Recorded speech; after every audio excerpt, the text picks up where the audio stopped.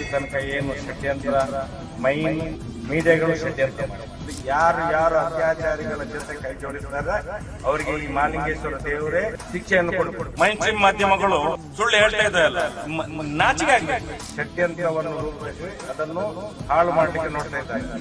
ಆ ಹೆಣ್ಣು ಮಕ್ಕಳಿಗೋಸ್ಕರ ಹೋರಾಟ ಮಾಡ್ತಿದ್ದೇವೆ.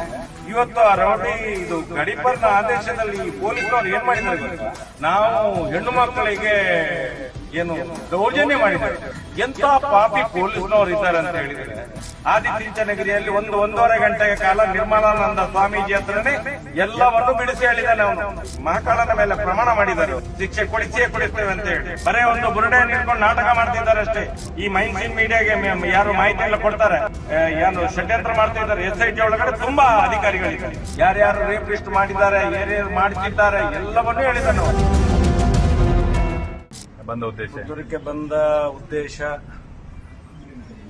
AC ಕೋರ್ಟ್ಗೆ ಹೋಗ್ತಾ ಇದ್ದಾರೆ. ಏನು ಈ ಜಿಲ್ಲೆಯಿಂದಲೇ ನಮ್ಮನ್ನು ಗಡಿಪಾರು ಮಾಡಬೇಕು ಅಂತ ಹೇಳಿ ಏನು ಸುಳ್ಳು ಆರೋಪಗಳನ್ನೆಲ್ಲ ಹೊರಿಸಿ ಇಲ್ಲಿ ತನಕ ಏನು ಷಡ್ಯಂತ್ರ ಮಾಡಿದ್ದೆ ಮೀಡಿಯಾಗಳು ಷಡ್ಯಂತ್ರ ಮಾಡಿದ್ದು. ಯಾಕಂತ ಹೇಳಿದ್ರೆ ಸರ್ಕಾರ SIT ರಚನೆ ಮಾಡಿದ್ದು 20 ವರ್ಷದ ಧರ್ಮಸ್ಥಳದಲ್ಲಿ ಆದಂತ ಅತ್ಯಾಚಾರ ಕೊಲೆಗಳನ್ನು ಎಲ್ಲವನ್ನು ತನಿಖೆ ಮಾಡಬೇಕು ಅಂತ SIT ನಿರ್ಮಾಣ ಮಾಡಿ. ಇವತ್ತೇನಾಗ್ತಾ ಇದೆ, ಮಾಧ್ಯಮಗಳಿಂದಲೇ ಮೈನ್ ಸ್ಟ್ರೀಮ್ ಮಾಧ್ಯಮಗಳಿಂದಲೇ ಏನಾಗ್ತಾ ಇದೆ, ಷಡ್ಯಂತ್ರವನ್ನು ರೂಪಿಸಿ ಅದನ್ನು ಹಾಳು ಮಾಡಲಿಕ್ಕೆ ನೋಡ್ತಾ ಇದ್ದಾರೆ. ಆದ್ರೂ ಇದಕ್ಕೆಲ್ಲಕ್ಕೆ ಉತ್ತರ ಈ ಮಹಾಲಿಂಗೇಶ್ವರ ದೇವರು ಕೊಡುದು. ಅದಕ್ಕೆ ಪ್ರಾರ್ಥನೆ ಮಾಡಲಿಕ್ಕೆ ಬಂದದ್ದು. ಪ್ರಥಮತವಾಗಿ ತಿಳಿದು ಮಾಡಿದ ತಪ್ಪಿಗೆ ಈ ಮಹಾಲಿಂಗೇಶ್ವರ ದೇವರು ರಾಜಕೀಯದವರಿಗೆ ಇರಬಹುದು, ಮೈನ್ ಸ್ಟ್ರೀಮ್ ಮೀಡಿಯಾದವರಿಗೆ ಇರಬಹುದು, ಯಾರು ಅತ್ಯಾಚಾರಿಗಳ ಜೊತೆ ಕೈ ಜೋಡಿಸ್ತಾರೆ ಅವರಿಗೆ ಈ ಮಹಾಲಿಂಗೇಶ್ವರ ದೇವರೇ ಶಿಕ್ಷೆಯನ್ನು ಕೊಡಬೇಕು. ತಿಳಿದು ತಿಳಿಯದೆ ಮಾಡಿದಕ್ಕೆ ಏನು ಮಾಡ್ಲಿಕ್ಕಾಗದು?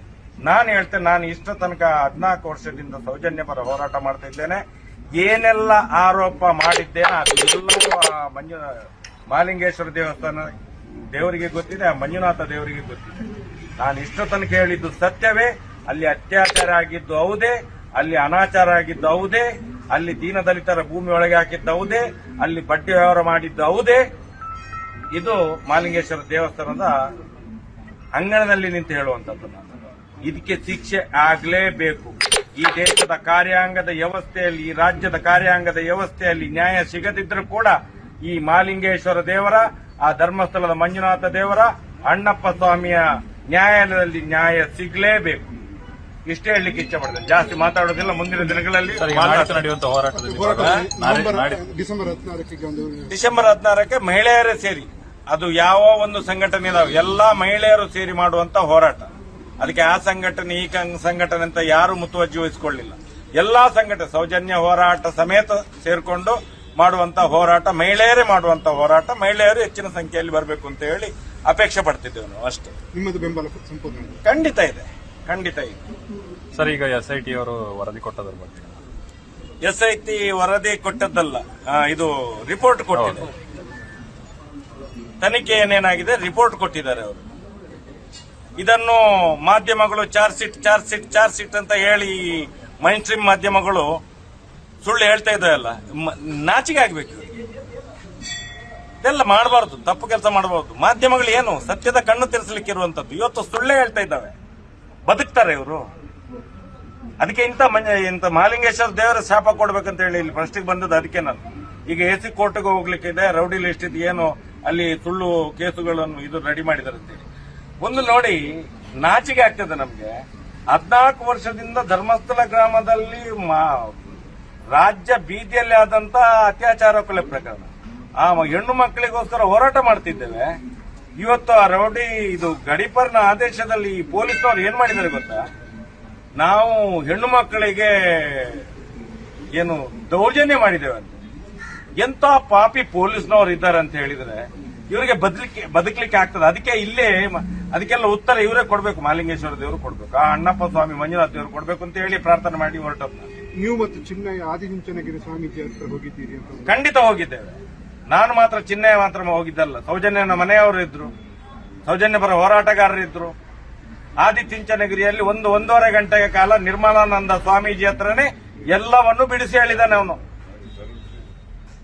ಏನು ನನ್ನ ಹತ್ರ 1.5 ಗಂಟೆ ವಿಡಿಯೋ ಬಿಟ್ಟಿದ್ದಾನಲ್ಲ, ಅದಕ್ಕಿಂತ ಜಾಸ್ತಿ ಹೇಳಿದ್ದಾನೆ. ಯಾರ್ಯಾರು ರೇಪಿಸ್ಟ್ ಮಾಡಿದ್ದಾರೆ, ಯಾರ್ಯಾರು ಮಾಡಿಸಿದ್ದಾರೆ ಎಲ್ಲವನ್ನೂ ಹೇಳಿದ್ದಾನೆ ಅವನು.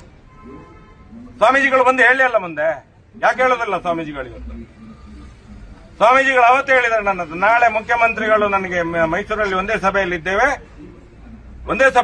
ನಾವು. ಆ ಸಭೆಯಲ್ಲಿ ಅವರಿಗೆ ಪೂರ್ತಿ ವಿವರನ್ನು ಹೇಳ್ತೇವೆ ಅಂತೇಳಿ, ಶಿಕ್ಷೆ ಖಂಡಿತ ಕೊಡಿಸ್ತೇವೆ. ಮಹಾಕಾಳನ ಮೇಲೆ ಪ್ರಮಾಣ ಮಾಡಿದ್ದಾರೆ ಅವರು, ಶಿಕ್ಷೆ ಕೊಡಿಸಿಯೇ ಕೊಡಿಸ್ತೇವೆ ಅಂತ ಹೇಳಿ. ಯಾರು?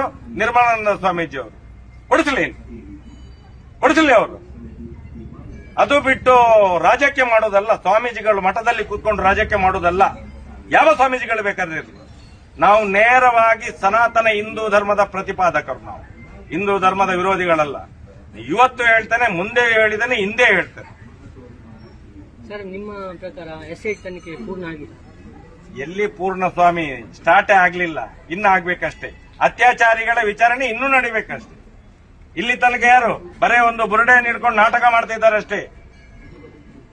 ಎಸ್ಐಟಿ ಒಳಗಡೆ ಪ್ರಪಗಂಡ ಮಾಡುವಂತ ಷಡ್ಯಂತ್ರ ಮಾಡುವವರು ಈ ಮೈನ್ ಸ್ಟ್ರೀಮ್ ಮೀಡಿಯಾಗೆ ಯಾರು ಮಾಹಿತಿ ಎಲ್ಲ ಕೊಡ್ತಾರೆ, ಏನು ಷಡ್ಯಂತ್ರ ಮಾಡ್ತಾ ಇದ್ದಾರೆ. ಎಸ್ಐಟಿ ಒಳಗಡೆ ತುಂಬಾ ಅಧಿಕಾರಿಗಳಿದ್ದಾರೆ, SP ಕೂಡ ಇದ್ದಾರೆ ಅದರಲ್ಲಿ. ಮುಂದಿನ ದಿನಗಳಲ್ಲಿ ಗೊತ್ತಾಗ್ತದೆ. ನಾವು ಮುಂದಿನ ದಿನಗಳಲ್ಲಿ ಕಾನೂನು ರೀತಿಯ ಹೋರಾಟವನ್ನು ಮಾಡ್ತೇವೆ. ನಮ್ಗೆ ಯಾರ ಮೇಲೆ ನಂಬಿಕೆ ಇಲ್ಲದಾಗೆ ಆಗಿದೆ. ಯಾರ ಮೇಲೆ ನಂಬಿಕೆ ಇಲ್ಲದಾಗೆ ಆಗಿದೆ. ಮೈನ್ ಸ್ಟ್ರೀಮ್ ಮಾಧ್ಯಮದ ಮೇಲೆ ನಂಬಿಕೆ ಇಲ್ಲ, ಕಾರ್ಯಾಂಗದ ವ್ಯವಸ್ಥೆಯ ಮೇಲೆ ನಂಬಿಕೆ ಇಲ್ಲ.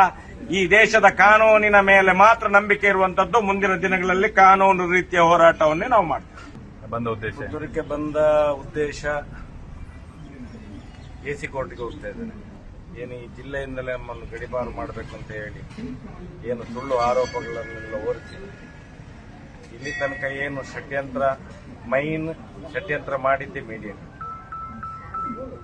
ಮೀಡಿಯಾಗಳು ಷಡ್ಯಂತ್ರ ಮಾಡಿದ್ದು. ಯಾಕಂತ ಹೇಳಿದ್ರೆ ಸರ್ಕಾರ SIT ರಚನೆ ಮಾಡಿದ್ದು 20 ವರ್ಷದ ಧರ್ಮಸ್ಥಳದಲ್ಲಿ ಆದಂತ ಅತ್ಯಾಚಾರ, ಕೊಲೆಗಳನ್ನು ಎಲ್ಲವನ್ನು ತನಿಖೆ ಮಾಡಬೇಕು ಅಂತ SIT ನಿರ್ಮಾಣ ಮಾಡಿ. ಇವತ್ತೇನಾಗ್ತಾ ಇದೆ? ಮಾಧ್ಯಮಗಳಿಂದಲೇ, ಮೈನ್ ಸ್ಟ್ರೀಮ್ ಮಾಧ್ಯಮಗಳಿಂದಲೇ ಏನಾಗ್ತಾ ಇದೆ? ಷಡ್ಯಂತ್ರವನ್ನು ರೂಪಿಸಿ ಅದನ್ನು ಹಾಳು ಮಾಡಲಿಕ್ಕೆ ನೋಡ್ತಾ ಇದ್ದಾರೆ. ಆದ್ರೂ ಇದಕ್ಕೆಲ್ಲಕ್ಕೆ ಉತ್ತರ ಈ ಮಹಾಲಿಂಗೇಶ್ವರ ದೇವರು ಕೊಡುದು.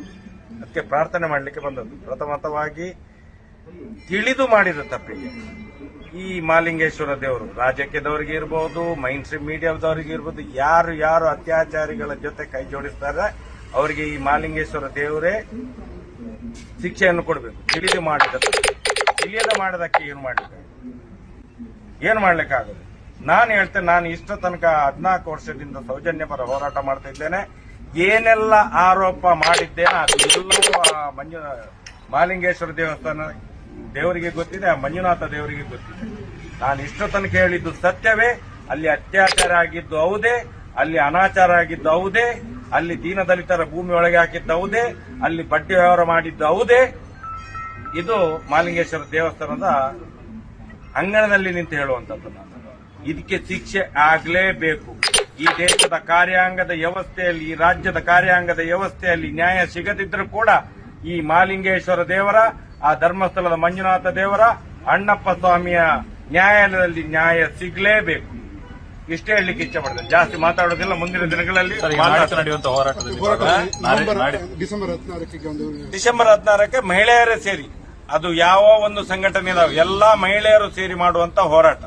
ಅದಕ್ಕೆ ಆ ಸಂಘಟನೆ ಈ ಸಂಘಟನೆ ಅಂತ ಯಾರು ಮುತುವರ್ಜಿ ವಹಿಸಿಕೊಳ್ಳಿಲ್ಲ.